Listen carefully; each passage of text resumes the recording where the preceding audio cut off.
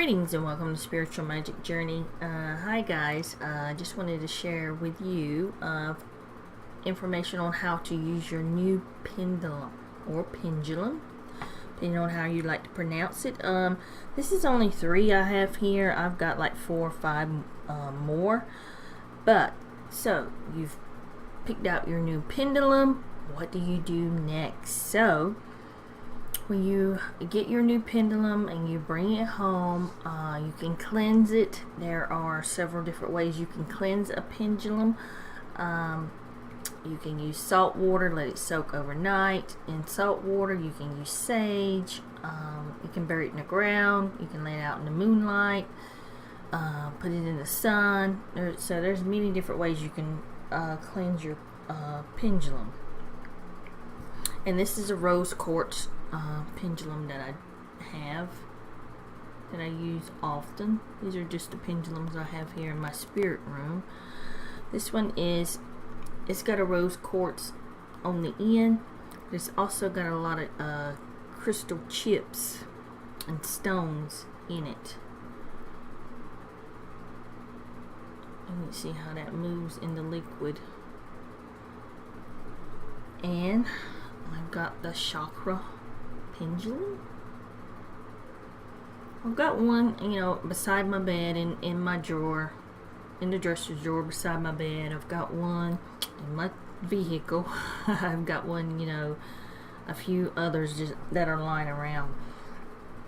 Now, some of you might want to go out and get a board to go with your pendulum. This one is a small board that I purchased off of eBay.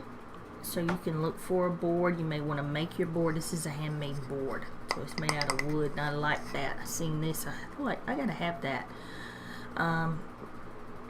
They got the big commercial ones that come sometimes with a pendulum kit. It comes with a divination board, but I like this one because it's wood, it's natural, and it's handmade. I use this sometimes. I use it mainly more when I'm doing readings, pendulum readings for my clients.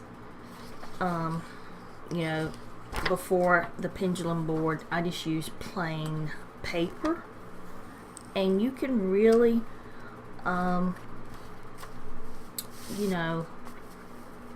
really get some good information from your pendulum if you take the time to work with your pendulum.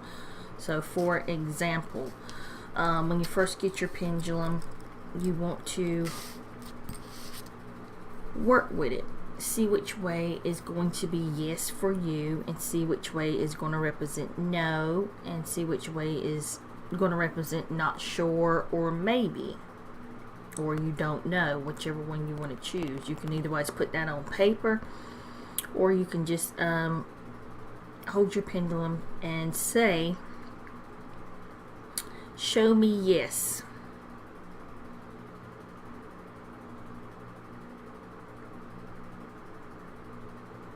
Now, of course, when I say "show me yes," my pendulum, for me, moves clockwise,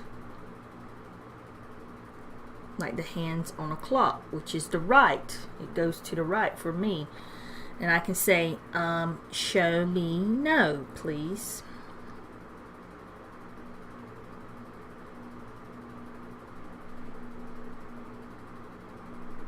And you see it moves counterclockwise, opposite. And that's if I'm just, asking questions. Now, if I want to put my board, if I'm working, for a client, and I ask questions, of course, it's not going to move counterclockwise. It's not going to move clockwise. It moves up and down and, side to side, and, maybe or don't know. So I can say, "Show me what yes is, with this board that I'm using."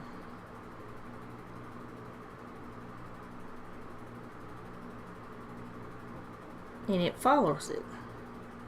It follows the up and down with the yes. Thank you. Spirit, please show me what no is on the spirit board.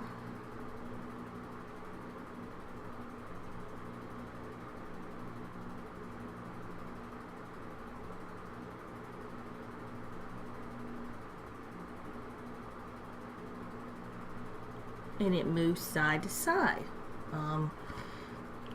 And also you can, ask it things that you know, but when you're speaking to spirit, you're often asking questions that you don't know.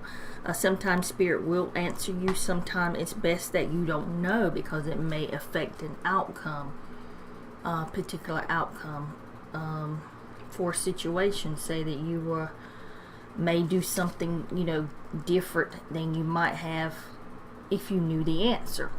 You see how that works. So you're not going to get all the answers with a pendulum, but you will get a lot of answers. And if you really take the time out, guys, you really can definitely communicate. I know some of the boards is like a Ouija board, and it has all the alphabets that go around. You can douse that way, but if I really want to get specific answers, sometimes using my pendulum, I would just run through the alphabet. And for me, when I run through the alphabet, starting with A, if they want to spell out a word, spirit wants to spell out a word, and I want to get a specific word, I will go through the alphabet, and it will, when I hit the right letter, like starting at A, B, go through there real slow. It takes patience and time doing this method, but it will spell out a word. It will go clockwise, whatever represents yes for you. When you hit that letter, it will move yes, whatever that is for you in your pendulum. And the other times it will move counterclockwise while I'm going through the alphabet. So I've gotten some information like that. And before I even got my board, I was mainly just doing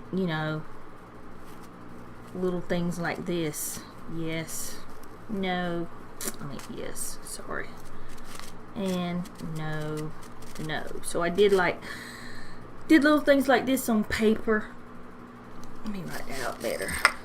Before I got the board, and I've got booklets and booklets of where I did readings for people, just with scribbling like this and putting their information, like their birth date, their name and their birth date, and who this reading is for, and